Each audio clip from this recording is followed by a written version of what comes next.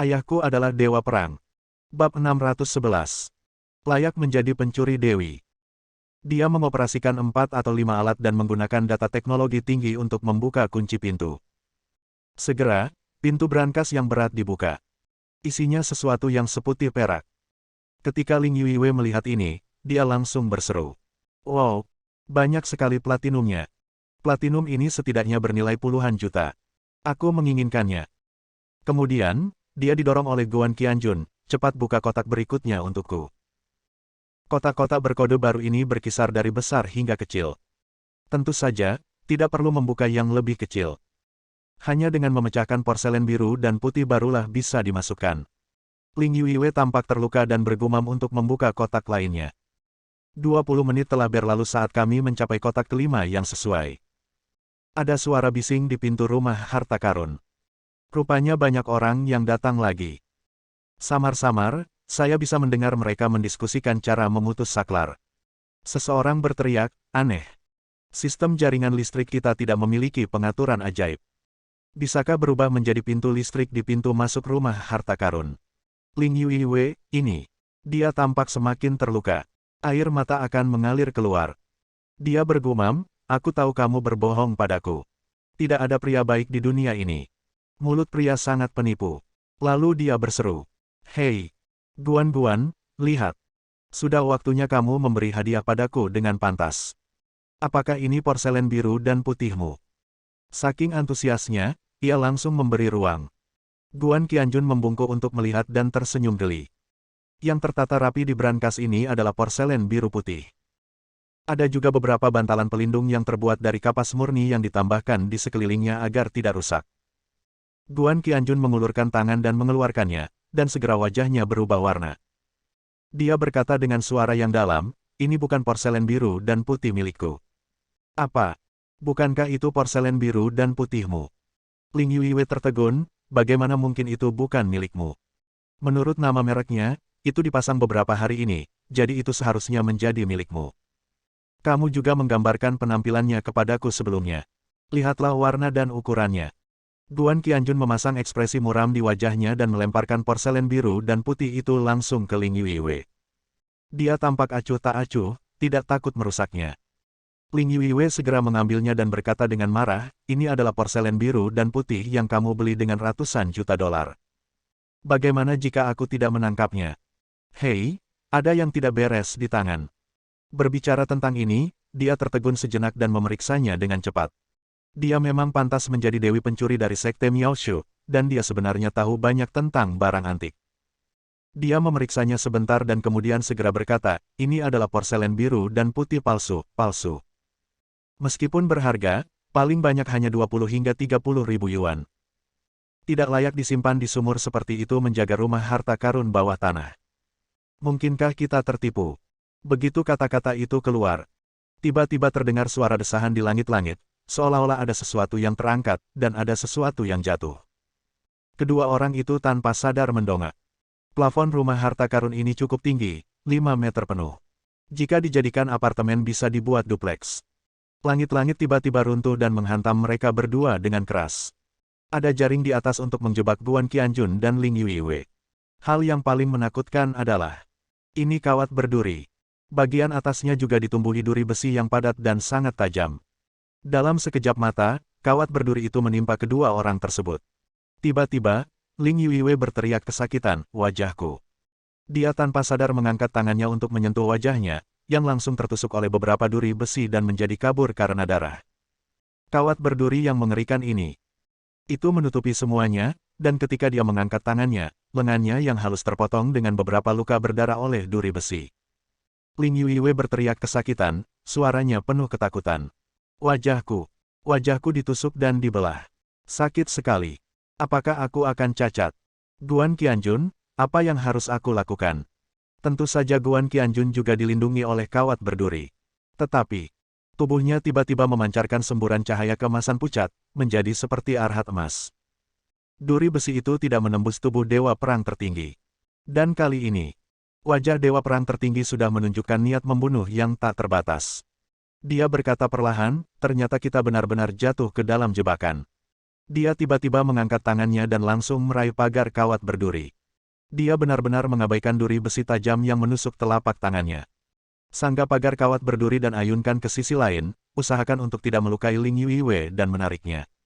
Tiba-tiba, Ling Yuiwei berteriak lagi, dan Guan Qianjun hanya bisa mengerang. Tangannya yang memegang erat kawat berduri itu ditusuk beberapa kali dan berlumuran darah. Sekitar. Tiba-tiba 2 atau 30 pria yang sangat tangguh muncul, semuanya dengan senyuman yang sangat garang di wajah mereka. Mereka juga memegang pipa besi tebal di tangan mereka. Jelas ada beberapa alat di dalam pipa besi tersebut, dan mereka terus-menerus mendaur ulang kawat berduri tersebut. Dengan daur ulang ini, kawat berduri terus mengencang. Tidak peduli seberapa kuat Guan Qianjun, dagingnya masih tertusuk duri besi. Ia juga merasakan sakit dan gatal yang berasal dari lukanya, dan darah yang keluar, yang semula berwarna merah, tiba-tiba berubah menjadi warna hitam kebiruan yang aneh. Duri ini beracun. Saat ini, situasi Ling Yuiwei sama dengan Guan Qianjun. Di wajahnya yang halus, beberapa luka berdarah dibuat, dan darah hitam dan biru mengalir keluar, dan lukanya langsung membengkak. Dia menggaruk wajahnya dan berteriak ketakutan, "Wajahku gatal sekali, kenapa gatal seperti ini? Sakit, gatal dan sakit. Apa yang terjadi? Darah ini. Kenapa darah ini hitam dan biru? Guan Qianjun, sengatan ini beracun." Dia berteriak dan akhirnya menyadari apa yang dia katakan. Kemudian dia semakin ketakutan. "Aku pasti akan cacat. Wajahku terpotong, dan kabel-kabel ini beracun. Sudah berakhir, aku telah berubah menjadi monster jelek. Aku lebih baik mati daripada menjadi monster jelek. Bagaimana aku, dengan wajah cantik dan wajah cantikku, bisa berubah menjadi monster jelek? Guan Qianjun, menurutmu apa yang harus aku lakukan sekarang?" Guan Qianjun memelototinya dan berteriak dengan dingin, "Apa yang harus aku lakukan? Liangsha, jongkok saja di sana untukku dan pegang kepalamu dengan tanganmu. Jangan bergerak. Aku akan mengurus semuanya." Lalu, dia tidak peduli tentang apapun. Untuk mencegah Ling Yuiwei terluka lagi, dia langsung menopang jaring kawat berduri dengan kedua tangannya dan mendorongnya ke atas secara tiba-tiba. Kemudian, jaring berduri yang menakutkan meninggalkan Ling Yuiwei. Dia hanya menghela nafas lega, tapi ketika dia melihat ke atas, dia terkejut lagi. "Guan, kamu baik-baik saja. Hati-hati dengan kawat yang menusuk tanganmu." Pada saat ini, kekuatan yang dikeluarkan oleh Dewa Perang tertinggi cukup mencengangkan, dan itu benar-benar menarik para pembunuh ganas di sekitarnya untuk mengambil beberapa langkah ke depan. Berikutnya, mereka segera menstabilkan tubuh mereka, mengertakkan gigi, meraih pipa besi itu dengan kuat, dan menariknya kembali dengan kuat. Akibatnya, jaring berduri yang penuh duri besi itu ditekan dengan keras, membuat lebih banyak luka berdarah di tangan Guan Qianjun. Darah hitam kebiruan terus mengalir di lengannya. Salah satu pria besar itu tertawa sangat arogan. "Guan, betapapun hebatnya kamu tetap harus meminum air cuci kakiku. Jaring kami disebut jaring. Sekalipun kamu adalah dewa, kamu tidak dapat melarikan diri.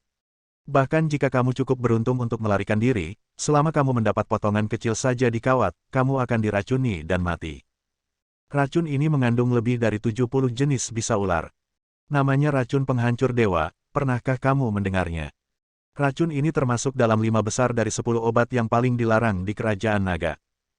Hanya organisasi pemanggil kami yang memilikinya di dunia." Bab 612. Saat dia mengatakan ini, pria yang jelas merupakan pemimpin pembunuh itu tertawa terbahak-bahak lagi. Orang-orang besar lainnya juga tertawa seperti hantu yang ganas. Sambil tertawa, ia meraih pipa besi yang menyemburkan kawat berduri dan menariknya kembali dengan kuat. Ternyata itu adalah panggilan. Benar saja, itu adalah panggilan. Raungan yang menghantui akhirnya terdengar lagi. Wajah Guan Qianjun menunjukkan sedikit keganasan. Dalam kegelapan, kamera menangkap semua pemandangan ini. Segera, gambar itu dikirim ke kamar hotel. Huang Jianfeng, No. 2 dan yang lainnya menoleh ke belakang dan tertawa, penuh kebanggaan. Huang Jianfeng berkata sambil tersenyum, "Tuan No. 2, pembunuh yang Anda bawa benar-benar hebat. Jaring ini dan racun penghancur dewa bahkan lebih kuat. Kali ini, tidak peduli seberapa kuat Guan Qianjun. Tembakan besar yang kamu sebutkan tidak bisa lepas, dia hanya akan mati di jaring ini." Nomor 2 mengangguk, dengan bangga di wajahnya. "Tentu saja, saya membayar mahal untuk mendapatkan jala dan racun penghancur dewa. Khususnya racun penghancur dewa, saya harus mengeluarkan biaya 8 juta dolar penuh untuk mendapatkan formula dari seorang dokter tua Tiongkok yang menetap di luar negeri. Itu akan melarutkan kekuatan orang yang diracuni, membuat seluruh tubuhnya lumpuh, dan merusak organ dalam dan tulang. Guan Qianjun tidak mungkin lagi untuk bertahan hidup. Selama dia diracuni oleh racun ini, kematian akan menghampirinya. Kata-kata ini juga diulangi oleh pemimpin pembunuh di rumah harta karun bank. Dia mengatakannya dengan lebih arogan, lebih ganas. Menatap mata Guan Qianjun seperti melihat orang mati. Guan, tidak mungkin kamu bisa lolos dari tangan kami. Jaring dan racun penghancur dewa akan segera menyerangmu. Aku tahu kamu begitu kuat sehingga kamu benar-benar bisa menerobos bank lagi dan lagi. 500 penjaga tidak bisa menghentikanmu, tapi sekarang kamu di sini, kamu layak jatuh ke tangan kami. Apakah kamu pikir kamu masih memiliki kemampuan untuk melawan sekarang? Sekarang, apakah kamu merasa hidupmu berlalu begitu saja? Sebentar lagi, kamu akan menjadi terlalu lemah untuk menahan tamparan anak kecil. Betapapun kuatnya kamu, itu akan sia-sia, hahaha. Bukan hanya si pembunuh yang tertawa, tapi para pembunuh di sekitarnya juga ikut tertawa. Mereka tertawa terbahak-bahak, namun mereka tidak lupa mengencangkan pipa besinya erat-erat untuk melepaskan jaring yang mengerikan itu. Mencekik Guan Qianjun sampai mati. Saat ini, penampilan Guan Qianjun menjadi sangat menakutkan. Lusinan pipa besi dikencangkan, dan kawat berduri melilit tubuhnya dengan erat, mengubahnya menjadi landak humanoid. Hanya duri pada landak ini tidak memiliki efek perlindungan apapun, justru sebaliknya. Duri ini menyakitinya. Tarik dia menuju gerbang neraka. Ling Yuiwei dengan putus asa bergerak menuju Guan Qianjun dan memeluk kakinya erat-erat. Dia mendongak dengan wajah kecil yang kabur karena air mata. Guan, aku tidak menyangka kamu dan aku akan mati di sini. Kupikir aku akan melihat banyak harta karun. Namun, aku sangat senang melihat kita mati bersama. Guan Qianjun menunduk dan menatapnya. Kenapa mati bersama? Mulut gagak, tolong tutup mulut. Aku, Guan Qianjun, tidak akan mati di sini. Kedua tangannya masih memegang jaring yang ditutupi duri besi. Darah hitam dan biru terus mengalir keluar. Tetapi, mata yang menatap para pembunuh di sekitarnya yang tersenyum seperti setan penuh dengan ketekunan dan vitalitas. Dia mengucapkan setiap kata. Aku, Guan Qianjun. Aku tidak akan mati di sini. Satu-satunya yang akan mati di sini adalah kamu. Pembunuh itu menggelengkan kepalanya dan mencibir. Guan Qianjun, tidak peduli seberapa kuatnya kamu, pada saat ini, mengucapkan kata-kata seperti itu hanya menunjukkan bahwa kamu bodoh. Kamu terlalu sombong, orang yang sombong. Kamu tidak bisa lepas dari kematian yang tragis. Tahukah kamu, penampilanmu saat ini telah tertangkap kamera. Kami sangat tertarik untuk menunjukkannya kepada mereka yang sombong dan sombong seperti kamu dan beritahu mereka. Orang yang sombong tidak akan berakhir baik. Guan Qianjun memamerkan giginya dengan geli, kamu adalah orang-orang yang sombong, jadi kamu tidak akan berakhir dengan baik. Aku akan tetap memiliki kehidupan yang baik. Apakah kamu siap untuk mengucapkan selamat tinggal pada dunia ini? Apakah kamu punya kata-kata terakhir? Kata-kata ini terdengar seperti suara dari neraka. Sebenarnya, lusinan pembunuh yang jelas-jelas berada di atas angin tidak bisa menahan diri untuk tidak bergidik. Tapi mereka adalah pembunuh nomor satu. Dia adalah pembunuh nomor satu yang menggunakan metode unik dan mendominasi untuk mengalahkan Guan Qianjun. Tentu saja, saya tidak percaya apa yang bisa dilakukan anak ini terhadap mereka. Aku semakin tidak percaya. Anak ini masih bisa kabur. Pembunuhnya tersenyum dingin dan mengangguk. Oke, bagus sekali. Guan Qianjun, karena kamu begitu ceroboh tentang hidup dan mati, maka aku akan membiarkanmu mati lebih buruk dari babi. Saudaraku, bersiaplah untuk meruntuhkan bumi dan memotong anak ini menjadi beberapa bagian. Jika saatnya tiba, buang pecahannya ke pasar sayur dan jual sebagai daging babi. Pastikan tidak ada yang mengetahuinya. Sekelompok pria besar berulang kali mencibir. Kemudian, mereka bergerak maju, memutari Guan Qianjun. Dengan putaran ini, kawat berduri berubah menjadi penggiling daging, dengan paku yang tak terhitung jumlahnya menarik ke arah Guan Qianjun.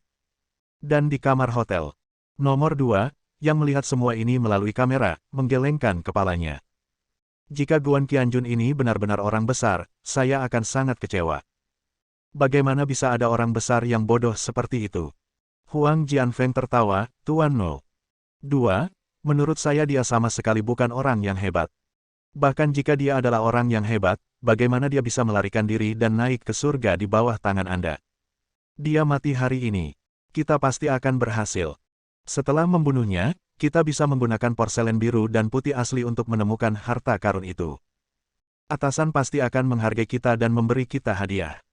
Mulai sekarang, kita akan memulai puncak kehidupan yang baru. Di akhir kalimat, Huang Jianfeng tidak bisa menahan diri untuk tidak menoleh ke belakang dan tertawa. Nomor 2 dan orang-orang di sekitarnya pun ikut tertawa. Tiba-tiba ada sesuatu yang lain bercampur dengan tawa itu. Seseorang mengeluarkan tangisan yang luar biasa. Ada apa dengan mereka? Apa yang terjadi? Semua orang melihat ke layar, senyuman membeku di wajah mereka. Tanda tanya merah cerah tergantung di dahinya. Itu sedikit mendebarkan. Nomor 2 tidak dapat menahan diri untuk tidak berteriak, apa yang terjadi? Mengapa mereka menjadi seperti ini? Bang! Harta karun bawah tanah. Sekelompok pria terus memutar dan memutar kawat berduri pada saat yang sama, berharap untuk mencekik Duan Qianjun sepenuhnya dengan cara ini.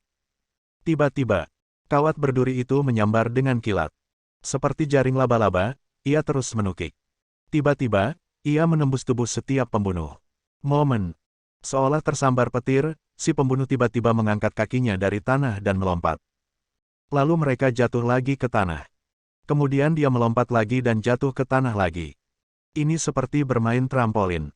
Namun, orang-orang bersenang-senang bermain trampolin, tetapi mereka melompat dengan sangat menyakitkan. Fitur wajah mereka berubah, darah mengalir dari 7 lubangnya, dan masing-masing dari mereka mengeluarkan jeritan nyaring. Apa yang terjadi? Kenapa aku seperti tersengat listrik? Ini bukan sekadar sengatan listrik. Saat saya menginjak kudanya, saya merasa seperti disambar petir. Sakit sekali. Aku merasa isi perutku akan hancur. Saya merasa tulang saya akan patah. Sialan. Kenapa? Kenapa kamu tidak bisa melepaskan pipa besi ini? Apa yang terjadi? Suara-suara yang keluar masing-masing penuh dengan kepanikan, seperti binatang buas yang sekarat, membuat auman terakhirnya dalam hidup. Bersambung.